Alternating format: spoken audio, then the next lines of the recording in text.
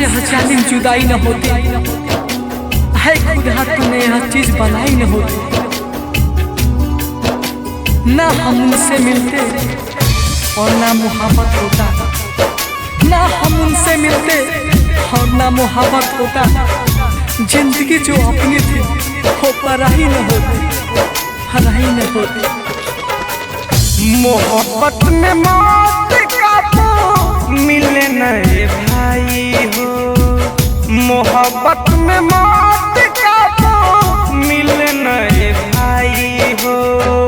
जेके दिल से चाहनी वतने हो,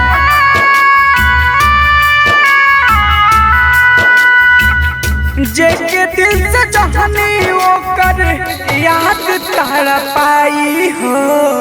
मोहब्बत में मौत को मिले नए भाई हो, मोहब्बत में मौत को मिले नए भाई हो। खाए जा अरे ये तोहर प्यार हो कि तोहरा प्यार में हम तड़प तड़प के मरता नहीं।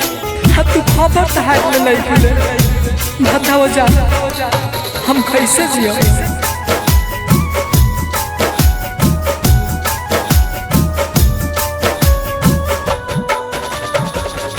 मिल जाला धोखा जिंदगी हो जाला खराब हो, जिए के आधार देखा बन जाला शराब हो।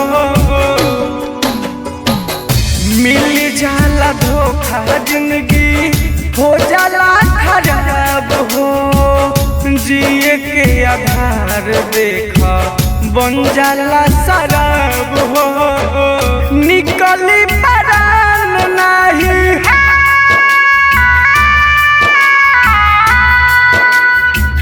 निकली परान नहीं पल पल सताई हो। मोहब्बत में मौत को मिले नए भाई हो, मोहब्बत में मौत को मिले नए भाई हो। जान आखिर हमसे कौन ऐसा कसूर हो गई जे 2 दिन के प्यार हमरा प्यार पर भारी हो गई। प्लीज बताओ जा, हटाओ।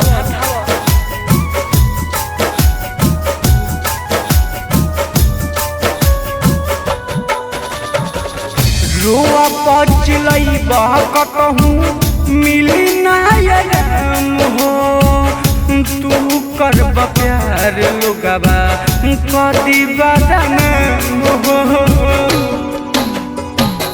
रुआ पचलई कहूँ मिली नाम हो, तू करब प्यार लोगबा कदी बदन हो। सूरज सागर बापू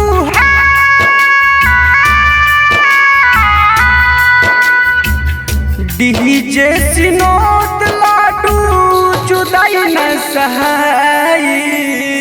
मोहब्बत में मौत